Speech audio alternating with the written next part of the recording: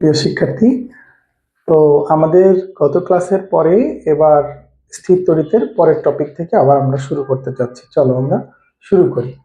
তো লাস্ট ক্লাসে আমরা তড়িৎবীক্ষণ যন্ত্র পর্যন্ত দেখছিলাম। এখন তড়িৎবীক্ষণ যন্ত্রের পর থেকে আমরা বাকি টপিকগুলো আবার স্টার্ট করি।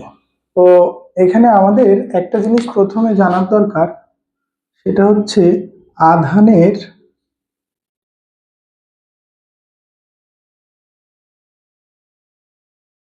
কোয়ান্টাইজেশন।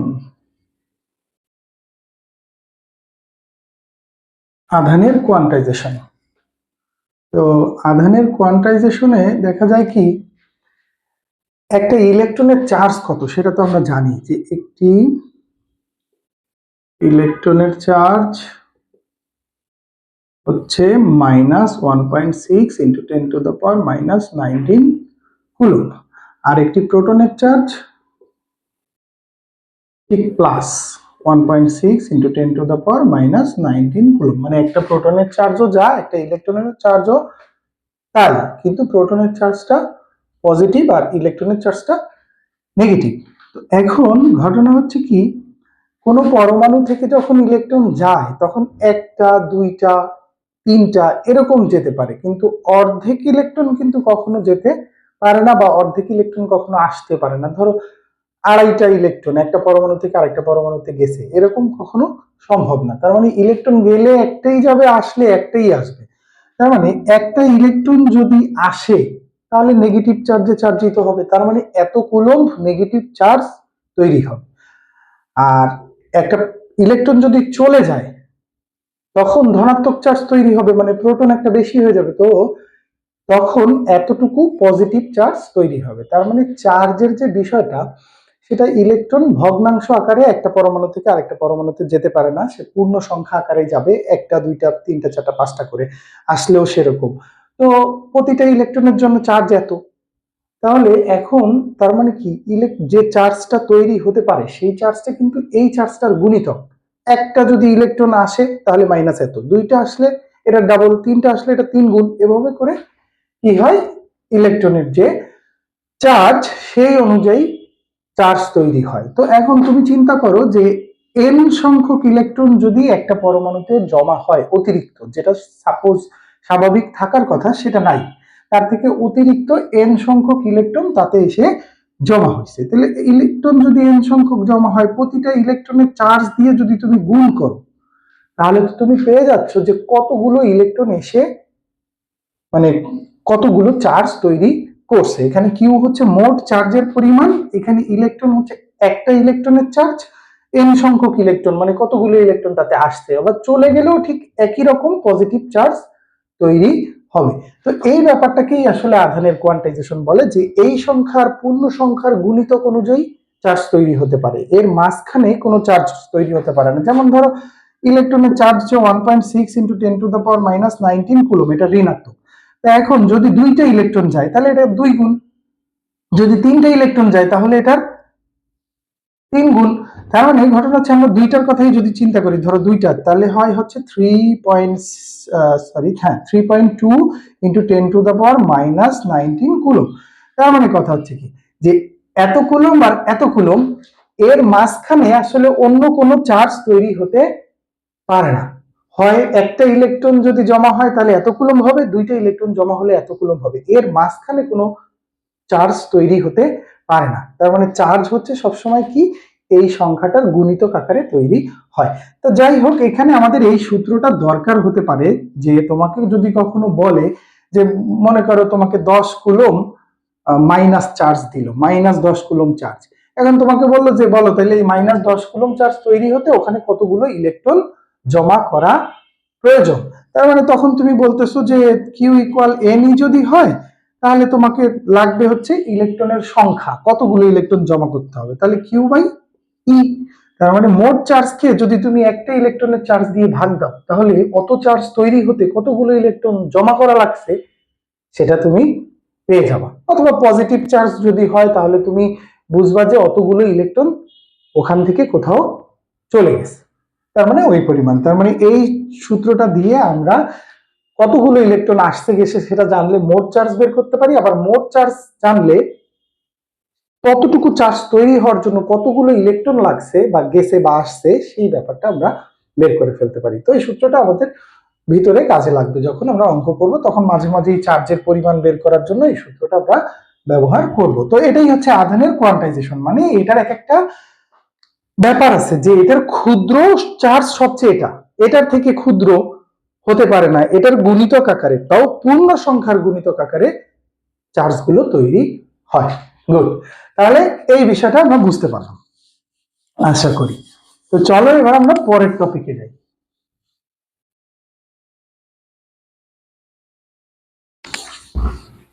পরের টপিকটা কি হতে পারে? পরের টপিকটা এই অধ্যায়ের সবচেয়ে গুরুত্বপূর্ণ সূত্র, যেটা দিয়ে আমরা অন্যান্য সূত্রগুলোতে অনেক সাহায্য পাবো, সেটা হচ্ছে তড়িৎ বলের সূত্র। তড়িৎ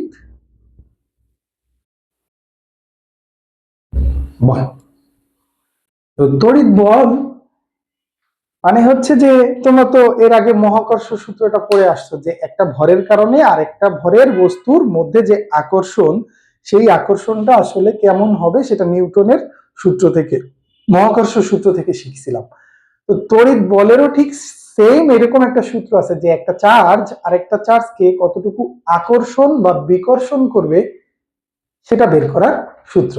ওখানেও ঠিক তুমি একটা ভর আর একটা ভরকে কতটুকু আকর্ষণ করে সেটা বের করছো। দেখো ওখানে কিন্তু শুধু আকর্ষণ, আর এটা আকর্ষণ এবং বিকর্ষণ। তার মানে এখানে খেয়াল রাখতে হবে যে তড়িৎ বলের ক্ষেত্রে আকর্ষণ বিকর্ষণ দুইটাই হতে পারে।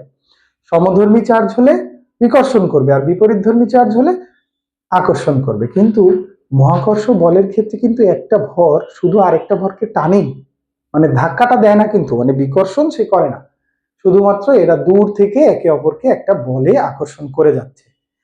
তো এখানে তড়িৎ বলের ক্ষেত্রে আকর্ষণ বিকর্ষণ দুইটাই থাকবে। তো এটা চার্জের কারণে। তো এখন চার্জের কারণে যে বলটা, ধরো এখানে তুমি Q1 পরিমাণ চার্জ জমা করছো, এখন এই চার্জটা হতে হবে কি চার্জ? বিন্দু চার্জ। মানে আমরা কল্পনা করবো যে একটা বিন্দুতে Q1 পরিমাণ চার্জ জমা করা হয়েছে, এটা হচ্ছে আমরা কল্পনা করে নিব। আচ্ছা, আরেকটা বিন্দুতে আমরা Q2 পরিমাণ চার্জ জমা করছি। এখন এরা যদি সমধর্মী হয় তাহলে বিকর্ষণ বল হবে, আর বিপরীত ধর্মী হলে আকর্ষণ বল হবে। ধরে নিলাম এরা সমধর্মী, ধরে না এরা বিকর্ষণ করবে।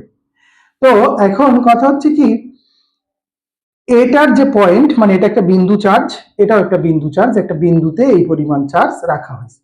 এখন এই বিন্দু থেকে এই বিন্দুর যে ডিস্টেন্স, এই ডিস্টেন্সটাকে আমরা ধরে নিলাম ধরো আর। তো দুইটি বিন্দু চার্জ Q1 একটা আর একটা Q2, এদের মধ্যবর্তী দূরত্ব আর।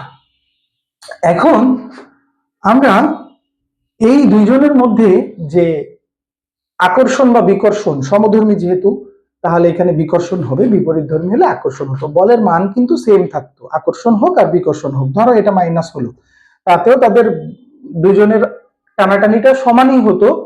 আগেরটা খালি দিক হইতো বাইরের দিকে ধাক্কা মারতো, এখন ভিতরের দিকে টান দিবে, এইটুকুই পার্থক্য, কিন্তু মানে কিন্তু সমান। এটা দিকে জাস্ট খালি বিপরীত হচ্ছে, যেহেতু চার্জের পরিমাণ পাল্টায় নাই, দূরত্বও পাল্টায় নাই, তাহলে চার্জের ধরন পাল্টাইলে খালি আকর্ষণ বিকর্ষণের ধরনটা পাল্টাচ্ছে, কিন্তু মোট মান যেটা আকর্ষণ বা বিকর্ষণের, সেটার কিন্তু কোনো পরিবর্তন হচ্ছে না।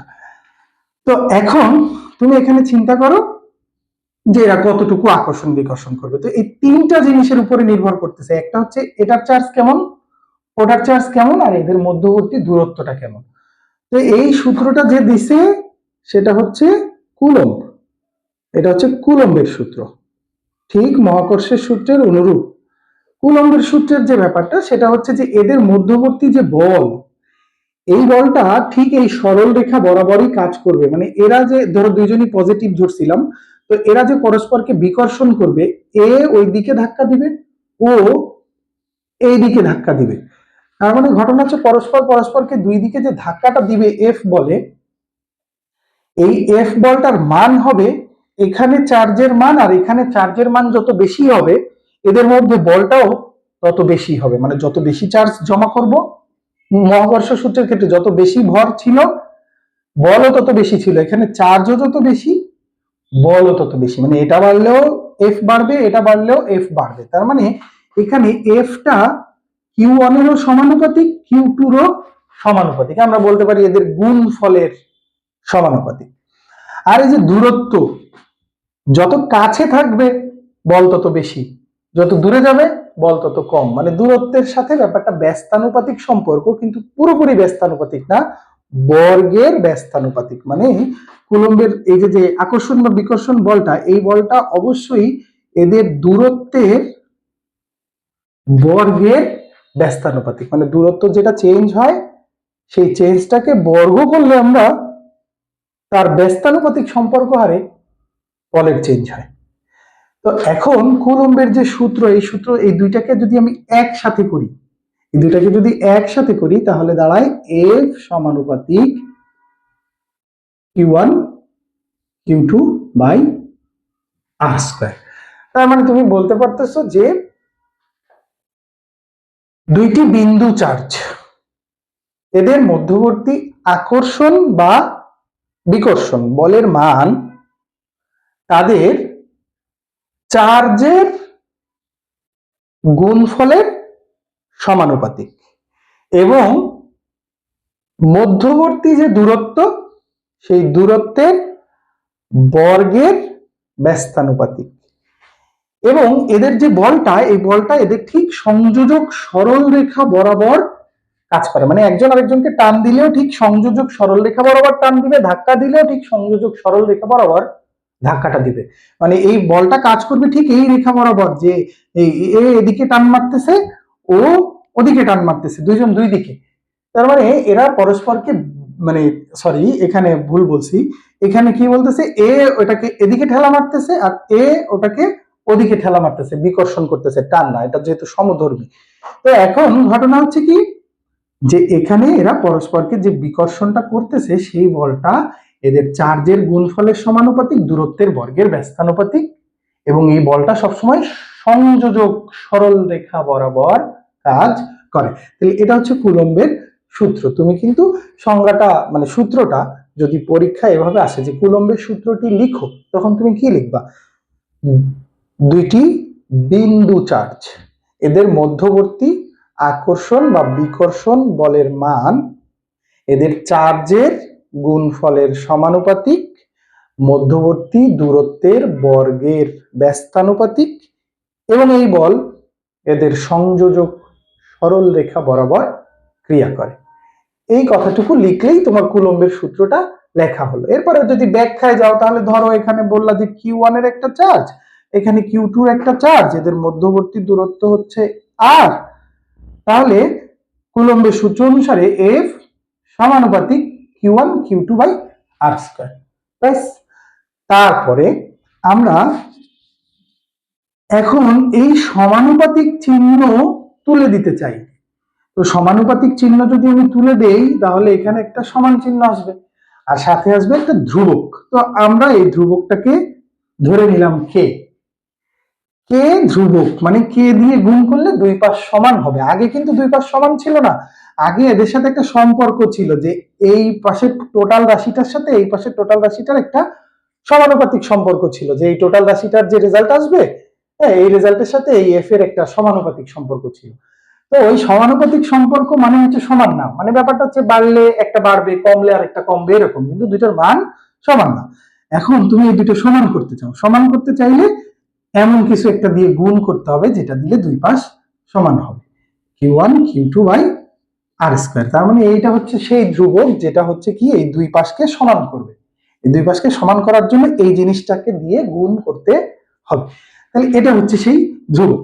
আচ্ছা, তো এখন এই ধ্রুবকের মান কত? এটাকে বলে কুলম্বের ধ্রুবক, এটাকে বলে কুলম্বের ধ্রুবক কে। এটার মান হচ্ছে 9 × 10⁹ newton metre square per coulomb square. তো দেখো কুলম্বের ধ্রুবকের যে এককটা, মানে সরি, কুলম্বের ধ্রুবকের যে মানটা আমরা লিখছি সেটা হচ্ছে 9 × 10⁹ newton metre square per coulomb square. এখন এই ধ্রুবকের মানেটা আসলে কি একটু আমরা চিন্তা করি। ধরো এখানে তুমি এই যে যে চার্জ রাখছো, এখানে যে 1 কুলম্ব চার্জ যদি তুমি রাখতা, এখানেও যদি তুমি 1 কুলম্ব চার্জ রাখতা, এবং এটার মধ্যবিন্দু মানে এটাকে আমরা গোলক আকৃতির চিন্তা করতেছি, কারণ বিন্দুতে চার্জটা রাখলে সে গোলক আকৃতির পৃষ্ঠে ছড়িয়ে পড়বে। তো ধরলাম এই যে এটা হচ্ছে সেই বিন্দুটা, যে বিন্দুতে আসলে মূল চার্জটা আছে। তো এখন এই বিন্দু থেকে এই বিন্দু, এটার কেন্দ্র থেকে এটার কেন্দ্র পর্যন্ত যে দূরত্ব, এই তো তখন এখানে এদের মধ্যবর্তী দূরত্বটা আর, এই আর কেও আমি 1 মিটার ধরে নিলাম, মানে আমি সবকিছুকে একক ধরতে চাচ্ছি, যে 1 কুলম্ব চার্জ, এখানে 1 কুলম্ব চার্জ, এখানে এদের মধ্যবর্তী দূরত্ব 1 মিটার। যদি এমন কন্ডিশন হয়, তখন যে সূত্রটা ছিল, সূত্রটা দাঁড়ায় এভাবে যে F ইকুয়াল কে, Q1 এর মান 1, Q2 এর মান 1 এবং মধ্যবর্তী দূরত্ব 1, তার উপরে স্কয়ার। মানে সূত্রটা অনুযায়ী এখানে Q1 Q2 আর এর মান আমি বসাই দিছি। তো বসাই দিলে তখন কি হবে, তখন F আর K সমান হবে। কিন্তু F আর K কিন্তু সব সময় সমান না। কখন সমান? যখন 1 কুলম্বের দুইটা চার্জ পরস্পর থেকে 1 মিটার দূরে থাকবে, তখন তাদের যে মধ্যবর্তী বল সেটা ওই ধ্রুবকের সমান। তার মানে আমরা দেখছি যে 1 কুলম্বের দুইটা চার্জ 1 মিটার দূরে থাকলে তারা পরস্পরকে যে বলে আকর্ষণ বা বিকর্ষণ করে, সেটা হচ্ছে 9 × 10⁹ নিউটন। তো এত নিউটন বলে তখন তারা পরস্পরকে আকর্ষণ বা বিকর্ষণ করবে। সমধর্মী হলে বিকর্ষণ, বিপরীতধর্মী হলে আকর্ষণ। বলের মান এটা। তার মানে আমরা বলতেছি যে এখানে F ইকুয়াল কে, Q1 এর মান 1, Q2 এর মান 1, দূরত্ব যদি 1 হয় তখন F আর K সমান হয়। তার মানে আমরা বলতেছি, বুঝো কে এর মান এত বলতে কি বোঝায়? 1 কুলম্বের দুইটা চার্জ পরস্পর থেকে 1 মিটার দূরে রাখলে তারা পরস্পরকে যে বলে আকর্ষণ বা বিকর্ষণ করে, ওই বলটার মানই আসলে কে। পরস্পরকে 1 কুলম্বের দুইটা চার্জ 1 মিটার দূরে রাখলে পরস্পরকে যে বলে আকর্ষণ বা বিকর্ষণ করে, ওই বলের মানটাই আসলে কে এর মান।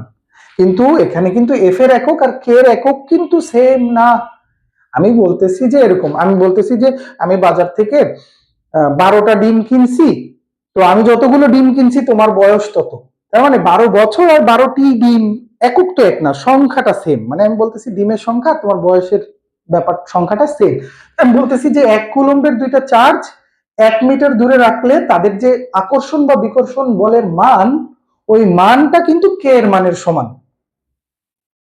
তখনই এফটা কে এর সমান হবে যখন 1 কুলম্বের, এখানে তুমি 2 কুলম্বের একটা চার্জ রাখো, এখানে তুমি 3 মিটার দূরে রাখো, তখন কিন্তু এফটা কে এর সমান হবে না। এফটা কে এর সমান তখনই হবে যখন 1 কুলম্বের দুইটা চার্জ 1 মিটার দূরে থাকবে, তখন যে এফটা হবে ওটাই কে এর মানের সমান।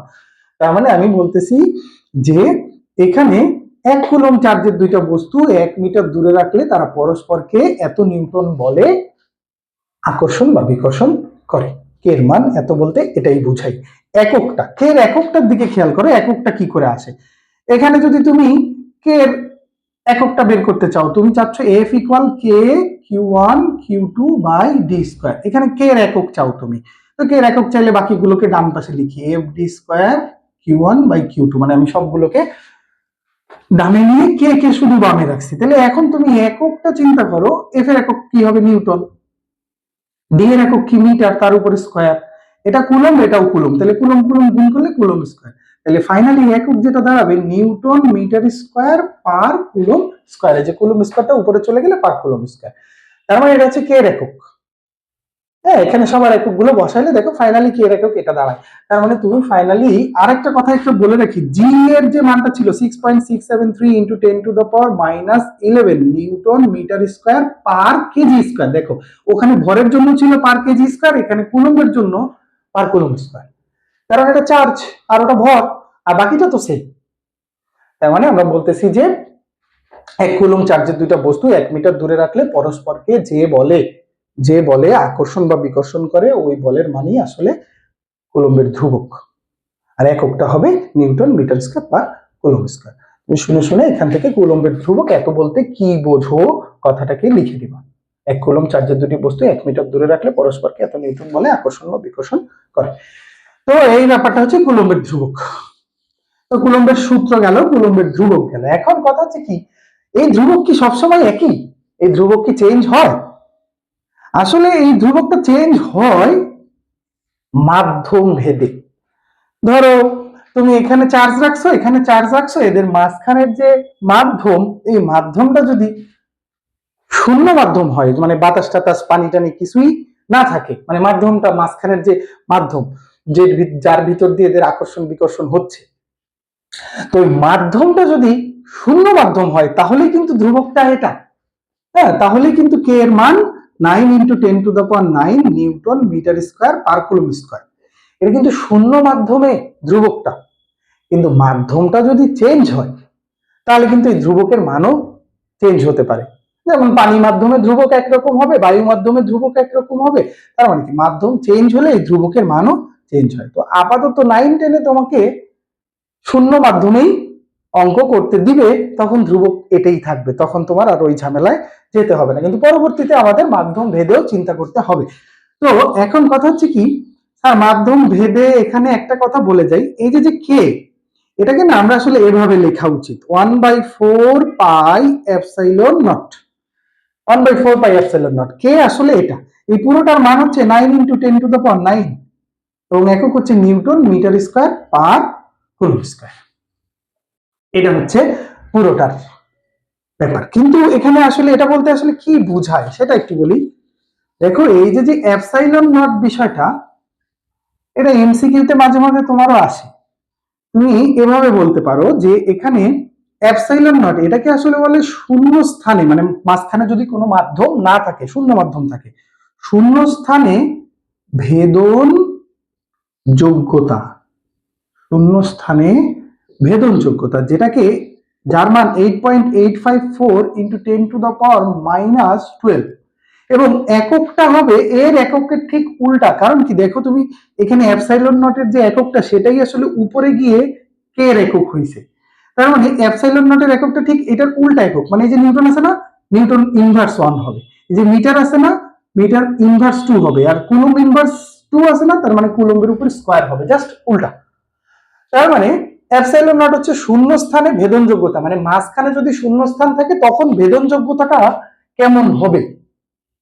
হ্যাঁ, মানে এখানে মাধ্যম অন্য হলে তো ভেদন যোগ্যতা আলাদা হতে পারে, তখন ব্যাপারটা ধ্রুবকও পাল্টে যেতে পারে। তো এই জন্য আমরা বলতেছি যে এখানে ভেদন যোগ্যতা যখন শূন্য স্থানের ভেদন যোগ্যতা বসাবো, মানে এখানে যদি তুমি বসাও 1/4 পাই এর মান যদি বসাও 3.1416, যা এখানে এপসাইলন নটের যে মানটা 8.854 × 10⁻⁻12, এটা যদি বসাও তাহলে টোটালটা ক্যালকুলেশন করলে 9 × 10⁹ হবে। বুঝে গেছে? এখানে আসলে বিভিন্ন মাধ্যমের ভেদন যোগ্যতা বিভিন্ন হয়, তখন ওই ভেদন যোগ্যতাটা এখানে আমি যদি বসাই তাহলে ওই মাধ্যমের ধ্রুবকটা পাওয়া যাবে। আমরা যে ভেদন যোগ্যতাটা এখানে বসায় এই মানটা পাইছি, এটা শূন্য স্থানের ভেদন যোগ্যতা, যার কারণে এখানে আমরা কুলম্বের ধ্রুবক সবসময় 9 × 10⁹ ব্যবহার করতে পারবো, কারণ আমাদের সকল অঙ্কে শূন্য মাধ্যমের ব্যাপারটাই বলবে, না বললে আমরা ওটাই বুঝে নিব আপাতত। আচ্ছা, তাহলে এখন এখানে আমরা সূত্রটা বুঝলাম, সূত্রের ধ্রুবকটা নিয়েও আলোচনা করলাম। তাহলে এখানে তোমাকে বলতে পারি কি, কুলম্বের সূত্রটি লিখো, তখন তুমি ঠিক ওই কথাটা লিখে দিবা যে দুইটি চার্জের মধ্যবর্তী আকর্ষণ বা বিকর্ষণ বলের মান এদের চার্জের গুণফলের সমানুপাতিক এবং মধ্যবর্তী দূরত্বের বর্গের ব্যস্তানুপাতিক। অবশ্যই চার্জ দুটি কিন্তু বিন্দু চার্জ। আচ্ছা, আর এই বল অবশ্যই সরল রেখা বরাবর ক্রিয়া করে, কথাটা না বললে কিন্তু সূত্রটা হবে না। আচ্ছা, আর কুলম্বের ধ্রুবকের যে ব্যাপারটা, এত বলতে কি বোঝো? এত বলতে বুঝি 1 কুলম্ব চার্জের দুটি বস্তু 1 মিটার দূরে রাখলে পরস্পরকে এত নিউটন বলে আকর্ষণ বা বিকর্ষণ করে। ব্যাস, আসো এবার এই সূত্রের ব্যবহার দেখি, আমরা এই সূত্রের ব্যবহার করে আমরা যে অঙ্কগুলো করতে পারি।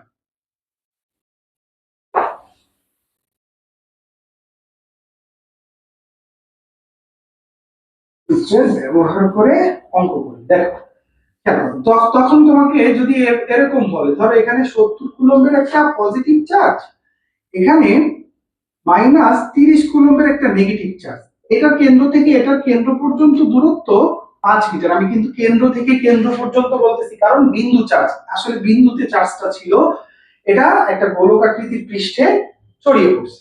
হ্যাঁ, মানে তুমি একটা বিন্দুতে যদি এখানে পজিটিভ 10 কুলম্ব চার্জ রাখবে, এই পজিটিভ পরস্পরকে বিকর্ষণ করে তারা আর ব্যাসার্ধের একটা গোলকের পৃষ্ঠে সমানভাবে ছড়িয়ে পড়বে, এমন ভাবে ছড়িয়ে পড়বে যেন তারা সমান দূরত্ব বজায় রাখে। তো এরকম ব্যাপারটা আমরা কল্পনা করতেছি যে এই বিন্দুতে চার্জটা আসলে রাখছি, আমি তো রাখছি বিন্দুতে, তো এই বিন্দু থেকে ওই বিন্দু পর্যন্ত দূরত্ব। তো তখন তোমাকে বললো কি এদের মধ্যবর্তী বলের মান কত বলো। তো তখন তুমি কি বলতেছো, এটা পজিটিভ এটা নেগেটিভ, তাহলে বলটার ধরন কি? বলের ধরন হচ্ছে আকর্ষণ বল। আকর্ষণ বল যদি তুমি হিসাব করতে চাও তখন F ইকুয়াল তুমি কি বলবা? F ইকুয়াল বলবা K Q1 Q2 by D square. K এর মান কত? 9 into 10 to the power 9। Q1 এর মান কত বলো? 70। আর এখানে কি তুমি -30 বসাইতে চাও?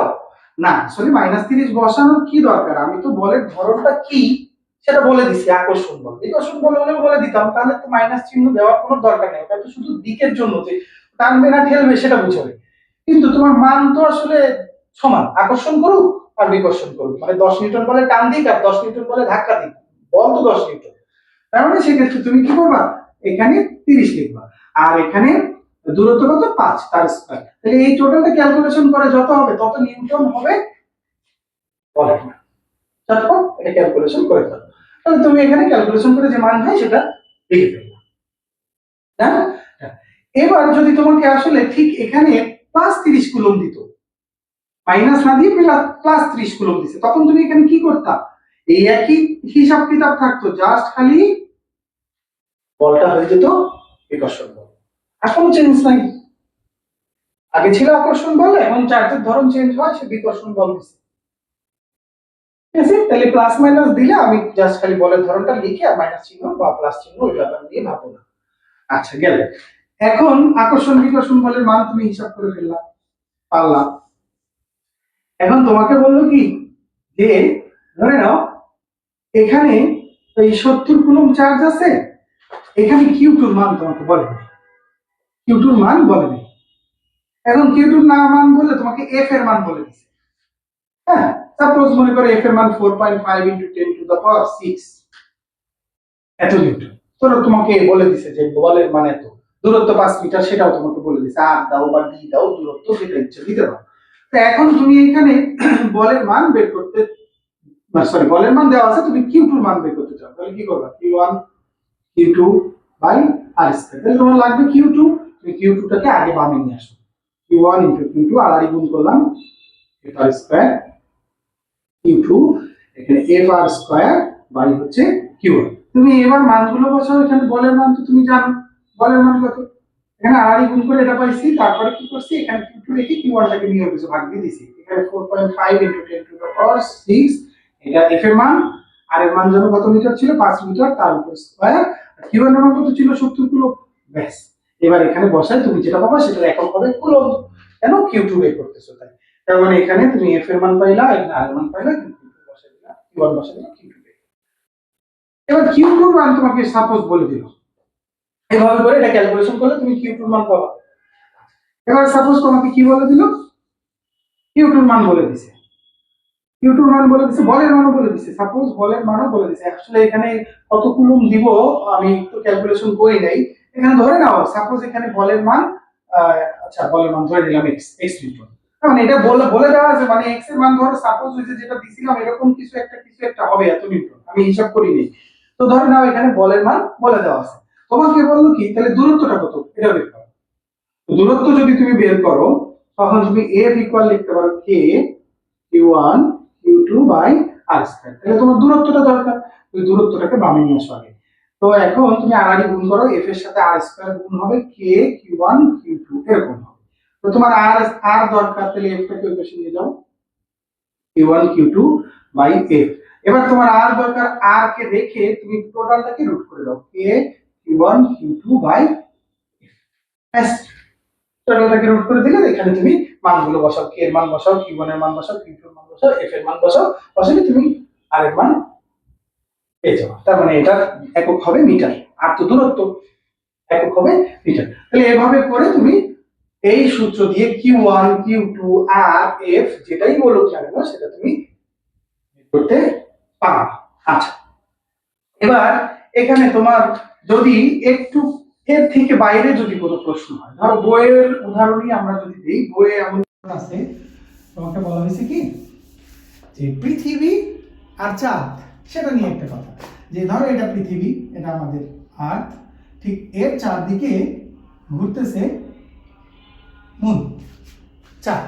তাহলে পৃথিবীর চারদিকে যে চাঁদ ঘুরতেছে, তো পৃথিবীর ভর হচ্ছে কত জানো? পৃথিবীর ভর হচ্ছে প্রায় 5.97 ইন্টু 10⁻24 কেজি, এটা হচ্ছে পৃথিবীর ভর। আর চাঁদের ভর প্রায় 7.35 ইন্টু 10⁻22 কেজি, এটা চাঁদের ভর। আর পৃথিবী থেকে চাঁদের যে ডিস্টেন্স আমরা হিসাব করব, মোটামুটি এটাকে এভাবে বলতে পারি, ধরো প্রায় 84,400 মতো। তো বইয়ে যেটা দেওয়া আছে সেটাই বলি, হ্যাঁ 84, মানে এখানে 84,000-এর মতো দেওয়া আছে বইয়ে, 84,000 কিলোমিটার এরকম একটা দূরত্ব আনুমানিক দেওয়া আছে। তোমার এই দূরত্বটা অবশ্যই প্রশ্নে দেওয়া থাকবে। তো 84,400 মতো আর কি। তো এখন 84,000 কিলোমিটার যদি দূরত্ব হয় সাপোজ, এখন তোমাকে বলছে কি যে এই চাঁদ এবং পৃথিবী এদের মধ্যে তো একটা মহাকর্ষ বল কাজ করতেছে। তো এই মহাকর্ষ বল হবে কত? F = G, হ্যাঁ ধরে নাও পৃথিবীর ভরকে বড় হাতের এম ধরলাম, চাঁদের ভরকে ছোট হাতের এম ধরলাম, এবং এদের মধ্যবর্তী যে দূরত্ব সেটা r²। হ্যাঁ, তো এটা হচ্ছে মহাকর্ষ সূত্র। কিন্তু তো এই মহাকর্ষ সূত্রে পৃথিবী আর চাঁদের যে মধ্যবর্তী আকর্ষণ বল সেটা তুমি বের করতে পারবে না। হ্যাঁ, সেটা তুমি চাইলেই বের করতে পারো। দেখো এখানে তুমি এখানে F = লিখতে পারো, G হচ্ছে 6.673 ইন্টু 10⁻⁻12, এটা জি এর মান। এবার তুমি এম এর মানে আসো। এম এর মান পৃথিবীর ভর হচ্ছে 5.97 ইন্টু 10⁻24। এবার তুমি চাঁদের ভরে আসো, 7.35 ইন্টু 10⁻22, এটা চাঁদের ভর। এবং পৃথিবী এবং চাঁদের মধ্যবর্তী যে দূরত্ব সেটা হচ্ছে যে 84,000 কিলোমিটার। তো 84,000 যদি কিলোমিটার হয়, ওটাকে যদি তুমি মিটার করতে চাও, তাহলে এখানে শূন্য বাড়বে কয়টা? 3টা।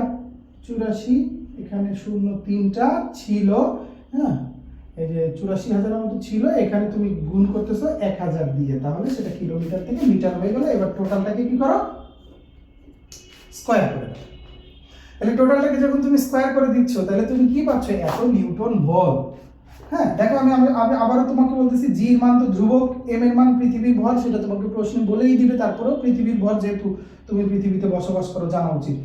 এম হচ্ছে চাঁদের ভর, হ্যাঁ, এবং পৃথিবী থেকে চাঁদের দূরত্ব আনুমানিক এটাই দেওয়া আছে হয়তো। তো তুমি এটা বসাইলে তুমি কি পাওয়া যাবে? এদের মধ্যবর্তী মহাকর্ষ বল, এটা কিন্তু মহাকর্ষ বল, যে পৃথিবী আর চাঁদ পরস্পরকে কত বলে আকর্ষণ করতেছে। শুধুই আকর্ষণ, বিকর্ষণ করে না। তবে একটা জিনিস চিন্তা করো, যে প্রতিটা গ্রহ উপগ্রহ কিন্তু চার্জিতভাবে তৈরি হয় নাই, তারা সমান সংখ্যক প্রোটন ইলেকট্রন নিয়ে তৈরি হয়েছে। এটা আমাদের জন্য সৌভাগ্য, নাহলে চার্জের জন্য বিকর্ষণ টিকর্ষণ হইলে ঘটনা আবার অন্যরকম হইতো। তো এখন ঘটনা হচ্ছে কি, এখানে এরা পরস্পরকে এই বলে আকর্ষণ করে, মানে চাঁদ পৃথিবীকে টানে, পৃথিবী চাঁদকে টানে, পরস্পরকে পরস্পর টানে, এত বলে। এটাকে ক্যালকুলেশন করলে তুমি যাবো, আশা করি ক্যালকুলেটর তুমি ভালো পারো ইউজ করতে, এটা উঠেলেই হয়ে যাবে। এখন তোমাকে বলতেছে কি, তুমি পৃথিবীতে এক বস্তা ইলেকট্রন আর চাঁদে এক বস্তা ইলেকট্রন রেখে আসো, যাতে এমন ইলেকট্রন, এমন করে ওই বস্তার মধ্যে এত ভরের ইলেকট্রন বা এত সংখ্যক ইলেকট্রন থাকে যেন এরা পরস্পরকে বিকর্ষণ করে, এই যে আকর্ষণ বলে পরস্পরকে টানতেছে, ঠিক সমান পরিমাণ বিকর্ষণ করে। তখন 10 নিউটন টান, 10 নিউটন ঠেলা হলে পরস্পরকে ক্যান্সেল করে দিবে। যেমন আমি দাঁড়ায় আছি, আমি যে বল দিচ্ছি, ফ্লোরও আমাকে সেই বল দিচ্ছে, তার মানে সমান সমান হয়, আমি কোনো বল অনুভব করতেছি না। ঠিক এখানেও ঠিক এই একই জিনিস হবে, যে এদের যে টানাটানিটা, এটার বিপরীতে যদি সমান পরিমাণ ধাক্কা কাজ করে, তাহলে আর টানটা সে টের পাবে না। তখন চাপ পৃথিবীর কক্ষপথ থেকে ছুটে বাইরের দিকে বের হয়ে যাবে। তার মানে তখন তুমি এই যে এটার কি পরিমাণ ইলেকট্রন এখানে আর এখানে রাখলে, ঠিক এই পরিমাণ, যে পরিমাণ আকর্ষণ তারা করতেছে, ঠিক এই পরিমাণই বিকর্ষণ করবে, তাতে চাঁদ আর কোনো আকর্ষণ বল অনুভব না করে ছুটে যাবে। তো সেই, তাহলে তুমি এখান থেকে এফ এর মানটা বের করে নিলে আগে। এবার এই এফ এর মানটা ইউজ করে তুমি ধরো যে এখানে কিউ পরিমাণ চার্জ, এটা কুলম্বের সূত্র, এখানে কিউ পরিমাণ চার্জ, ঠিক এখানেও কিউ পরিমাণ চার্জ তুমি জমা করছো যারা পরস্পরকে বিকর্ষণ করবে, এই পরিমাণ এফ এর মান কিন্তু এটা, এখানে যে এফ আসবে সেই এফ এর মানটা এখানে বসবে। তো এখানে তুমি কি করতেছো, এদের মধ্যবর্তী যে দূরত্ব সেটা তো আগেরটাই আছে আর স্কয়ার। তো এখন তুমি এখানে ধ্রুবকটা এখন হয়ে যাবে হচ্ছে কুলম্বের ধ্রুবক। তো তোমার এফ এর মান এখান থেকে জানা, কে এর মান তুমি জানো, হ্যাঁ তুমি এখান থেকে এবার সূত্রটাকে লিখতে পারো কে উপরে কিউ স্কয়ার নিচে আর স্কয়ার। তাহলে তোমার এখন দরকার হচ্ছে কিউ এর মান, তাহলে কিউ এর মান দরকার হলে তুমি এখন দেখো খেয়াল করো কে কিউ স্কয়ার সমান কে কিউ স্কয়ার সমান হচ্ছে এফ ইন্টু আর স্কয়ার। তারপরে তুমি কি করতে পারো, তারপরে তুমি এখানে কিউ স্কয়ারটাকে রেখে কেটাকে ওই পাশে দিতে পারো, F R square by K, আর কিউ সমান এবার হয়ে যাবে এটার উপরে root F R square by K. এখন তুমি চিন্তা করো এখানে যে এফ এর মানটা পাইছো সেই এফ এর মানটা তুমি এখানে বসাবা, এই যে ব্যাসার্ধের মান দূরত্বের মান এখানে বলে দেওয়া আছে আর এর মান, তাকে স্কয়ার করবা, আর কে হচ্ছে 9 × 10⁻⁹ সেটা দিয়ে ভাগ দিয়ে তুমি রুট করে দিবা, তাহলে তুমি পেয়ে যাবা কিউ এর মান, যে কি পরিমাণ চার্জ এখানে এবং এখানে রেখে আসলে ওরা সমান পরিমাণ বিকর্ষণ করে চাপ ছুটে চলে যেত। তো এখন তুমি এখানে যে কাজটা করবা, কিউ এর মানটা তো পাইলা, তুমি একটু আগে আমি তোমাকে একটা সূত্র শিখেছি কিউ ইকুয়াল এন ইন্টু ই, হ্যাঁ ইলেকট্রনের চার্জ মাইনাস না দিলেও চলবে। এখন তুমি এখানে এত পরিমাণ চার্জে কতগুলো ইলেকট্রন আছে চাইলে সেটাও বের করতে পারো, এন সমান কিউ বাই ই। তার মানে তুমি ইলেকট্রনের ওই যে চার্জটা এখানে হবে ওই চার্জটাকে একটা ইলেকট্রনের চার্জ দিয়ে যদি ভাগ দাও তাহলে তুমি পেয়ে যাবা যে অত কুলম মানে কতগুলো ইলেকট্রন অতিরিক্ত পৃথিবীতে এবং চাঁদে জমা করতে হবে। চাইলে তুমি ভরও বের করতে পারো, কিন্তু তুমি জানো যে একটা ইলেকট্রনের ভর কত বলো তো, একটা ইলেকট্রনের ভর হচ্ছে 9.11 × 10⁻⁻28 গ্রাম, এটা গ্রাম, আর কেজিতে বললে হচ্ছে 9.11 × 10⁻31 কেজি, এটা ইলেকট্রনের ভর কেজিতে। তো একটা ইলেকট্রনের ভর যদি এত হয়, এখন তুমি যদি এন এর মান বের করো এখানে কতগুলো ইলেকট্রন জমা করতে হবে, তারপরে এই ভরটা দিয়ে যদি তুমি গুণ করে দাও তাহলে কিন্তু তুমি পেয়ে যাবে যে পৃথিবীতে কত কেজি ইলেকট্রন রাখতে হবে, চাঁদে কত কেজি ইলেকট্রন রাখতে হবে, তাহলে ঠিক এই পরিমাণ বিকর্ষণ মানে মহাকর্ষের আকর্ষণের সমান বিকর্ষণ করে চাঁদ পৃথিবীর কক্ষপথ থেকে বের হয়ে যাবে। বুঝে গেছে কথাটা? তাহলে এভাবে করে তুমি চার্জটা বের করে ফেলতে পারো। আচ্ছা, চার্জটা বের করে চার্জের সংখ্যা এবং ভর দুইটাই করতে পারো, বইয়ে করে দেওয়া আছে অঙ্কটা, আর আমি তো সিস্টেম বললামই, তুমি খালি কি করবা মানগুলো বসায় নিজের মতো ক্যালকুলেশন করবা, প্রয়োজনে ক্লাসটা দ্বিতীয়বার দেখবা। ওকে ডান। তারপরে আসো আমি এটা তো গেল,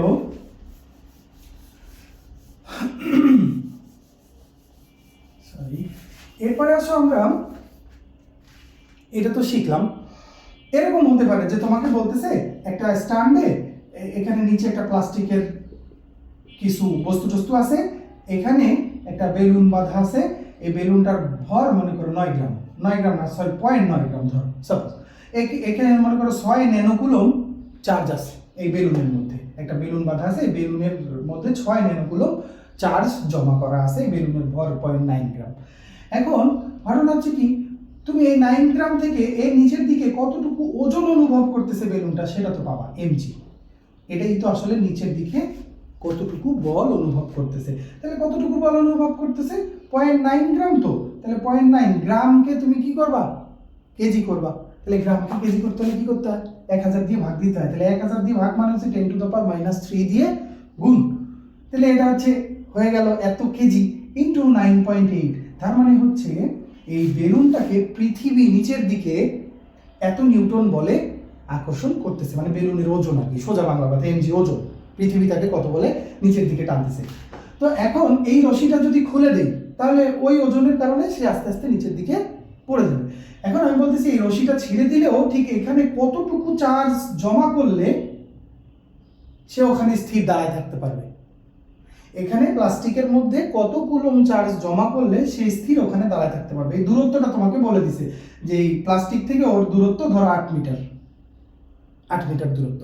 তাহলে তুমি দেখো তুমি পেয়ে গেছো যে ও নিচের দিকে এই পরিমাণ বল অনুভব করতেছে যেটা ওর ওজনের সমান।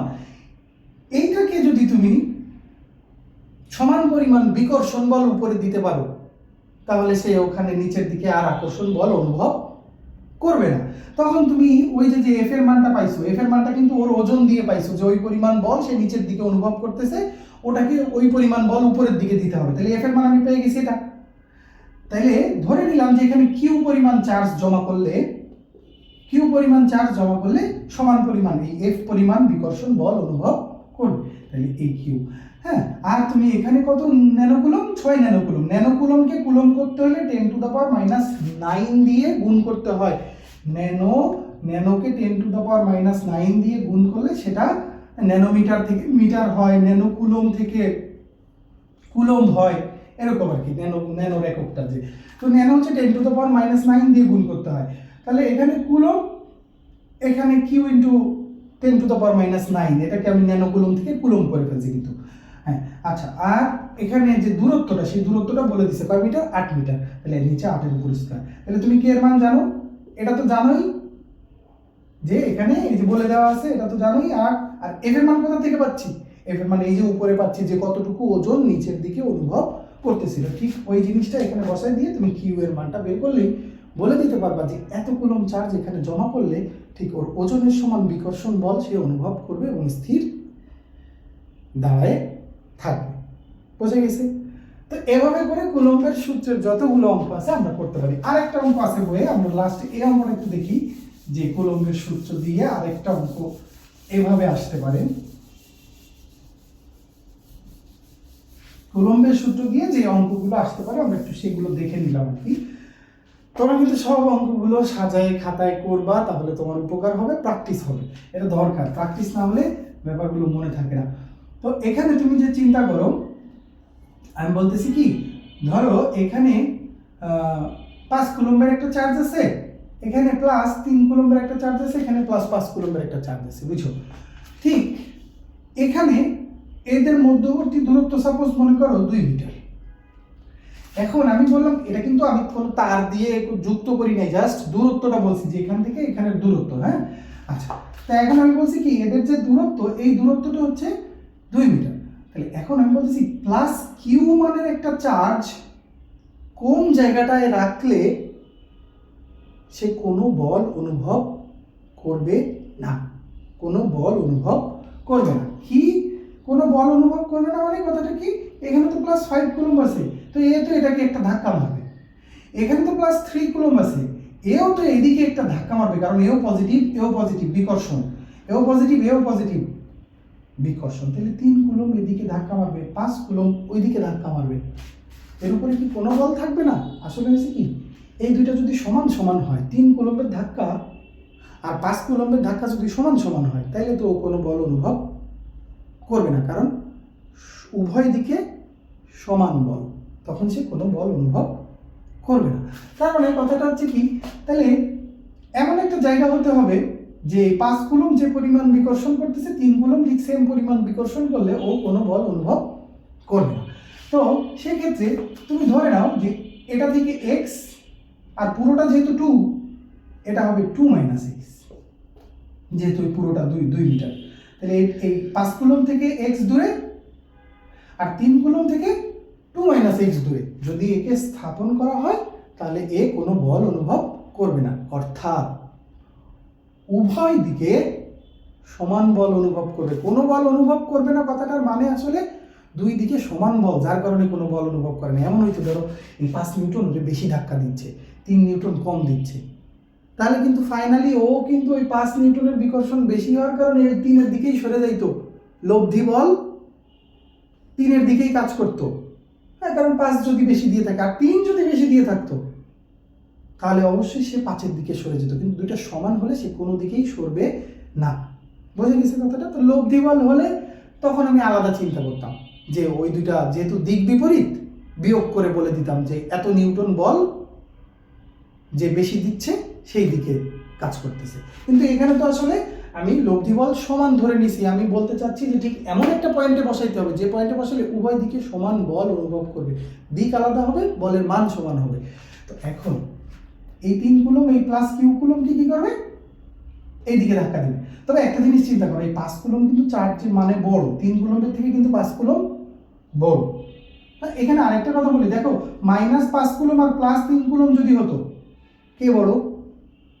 আসলে এখানে 5ই বড়, তুমি মাইনাসের জন্য ওটাকে ছোট কিন্তু চিন্তা করো না, ঠিক আছে? 5ই বড়, -5 যে ছোট হবে সেটা না, এখানে চার্জের ধরন ঋণাত্মক, ওটা ধরন বুঝাচ্ছে, ওটা মানের উপরে কোনো প্রভাব ফেলতেছে না। তার মানে 5 কুলমই বড়, মাইনাস হোক আর প্লাস হোক, সংখ্যায় যে বড় সেই বড় চার্জ। আচ্ছা যাই হোক, তা এখন ঘটনা হচ্ছে কি, এখানে +5 কুলম +3 কুলম এ যে পরিমাণ বিকর্ষণ করবে, ধরে নাও এ F পরিমাণ বিকর্ষণ করবে আর এ ও F2 পরিমাণ বিকর্ষণ করবে, এবং F1 আর F2 সমান। তো তুমি যদি F1 এর কথা বলতে চাও যে 5 কুলম এই +q কুলমকে কতটুকু বিকর্ষণ করতেছে, k 5 × q বাই হচ্ছে মধ্যবর্তী দূরত্ব কত, x, মানে 5 কুলমের জন্য কতটুকু বিকর্ষণ বল সে অনুভব করতেছে। আবার F2 যদি তুমি চিন্তা করো, সেখানে আসতেছে k, এখানে 3, যেটা হচ্ছে 3 কুলমের জন্য 3 × q2 by 2 - x whole square. ধরে নিচ্ছি যে এখানে এরা সমান বল অনুভব করবে, তার মানে F1 সমান F2। যখনই তুমি সমান লিখবা তখনই ব্যাপারটা কি দাঁড়াবে, দুই পাশ থেকে k কে বাদ চলে যাবে, k 5q by x square আর এখানে k 3q by 2 - x whole square. তাহলে এখন এরকম যদি হয়, উভয় পাশ থেকে q বাদ চলে যাবে, k বাদ চলে যাবে, তাহলে এখানে থাকবে 5/x স্কয়ার আর এখানে থাকবে 3/2 - x হোল স্কয়ার। বুঝা গেছে না? হ্যাঁ, তো এখন কথা হচ্ছে কি, তুমি আসলে উচিত যেটা সেটা হচ্ছে কি, যে এখানে আসলে সূত্র লেখা উচিত, সূত্র লিখে তোমাকে ব্যাপারটাকে পুরোপুরি সমাধান করা উচিত, যাতে এখানে দুইটা মান আসে, এখানে x এর ঘাত 2, এখানে দুইটা মান আসবে, তাই একটা গ্রহণযোগ্য হবে আর একটা গ্রহণযোগ্য হবে না। কেন হবে না, কারণ সেটা আমরা লাস্টে বলি। এখানে দেখো খেয়াল করি, আর যদি তুমি এই দুইটাকে এক পাশে এনে রুট করে দিতে চাও তাও করতে পারো, কিন্তু সেটা ভালো পদ্ধতি না, আমরা ভালো পদ্ধতিটাই করতে চাই। এখানে আমি একটা 5x স্কয়ার লিখে দিলাম আর এখানে লিখে দিলাম 3/2 স্কয়ার মাইনাস 2ab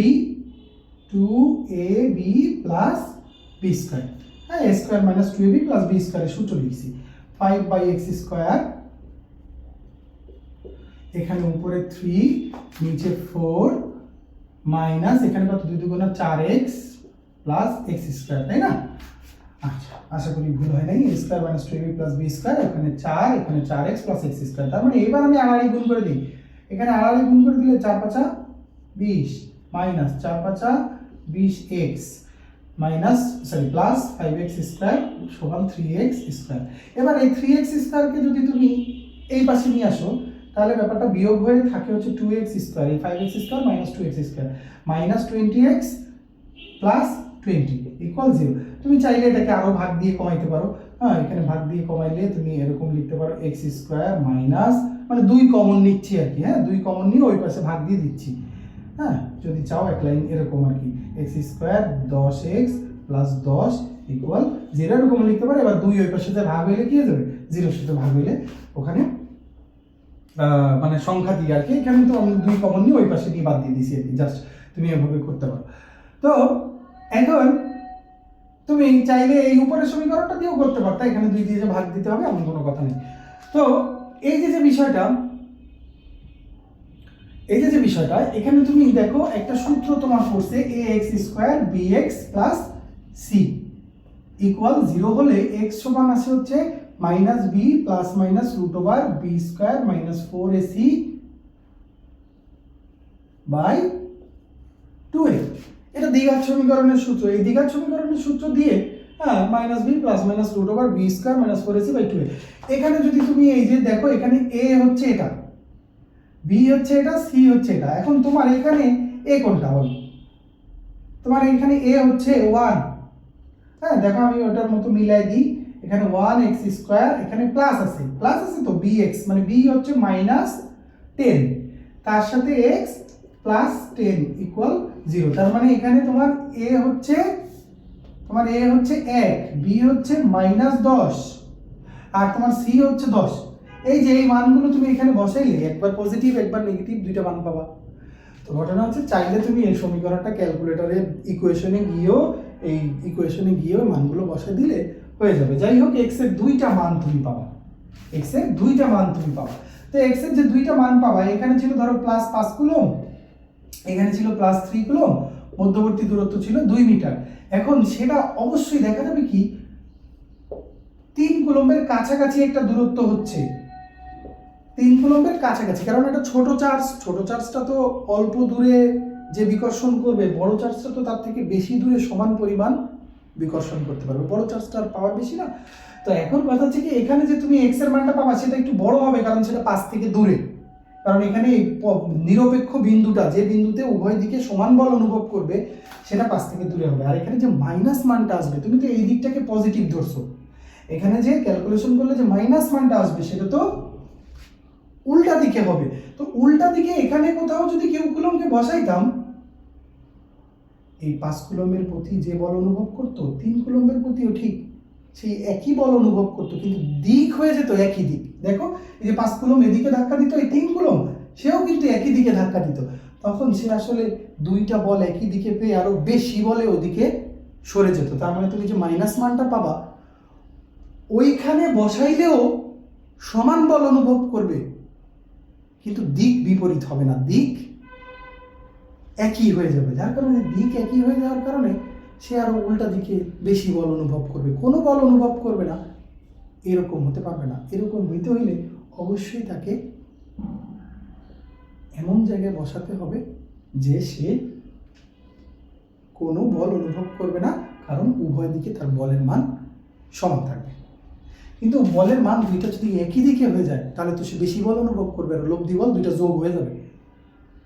তাই এখানে যে মাইনাস মানটা আসবে সেটা আমার জন্য গ্রহণযোগ্য না, কারণ সেখানে মানে বলের দুইজন, এই 5 কুলম আর 3 কুলম দুইজন সমান বল খাটাইলেও বলটা হয়ে যাচ্ছে একই দিকে, বাট এই মাঝখানে বসালে বলটা হয়ে যাচ্ছে বিপরীত দিকে, যার কারণে তখন ব্যাপারটা এমন হবে যে সমান বল বিপরীত দিকে কোনো বল অনুভব করবে না। তার মানে এখানে পজিটিভ মানটা, এখানে যে পজিটিভ মানটা আসবে এক্স এর সেটাই তুমি গ্রহণ করবা এবিসির মান বসাই দিলে।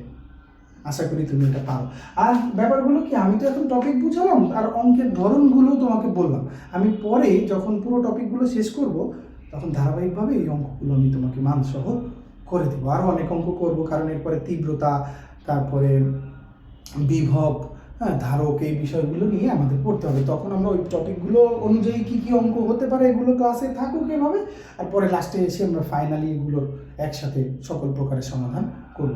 তবে এই অঙ্কগুলো আমি আশা করি আমি যেভাবে বলছি তুমি যদি দেখে দেখে করার চেষ্টা করো তাহলে তোমার এই সমস্যাগুলো, তড়িৎ বল সংক্রান্ত যেগুলো আছে এগুলো ক্লিয়ার হয়ে যাবে।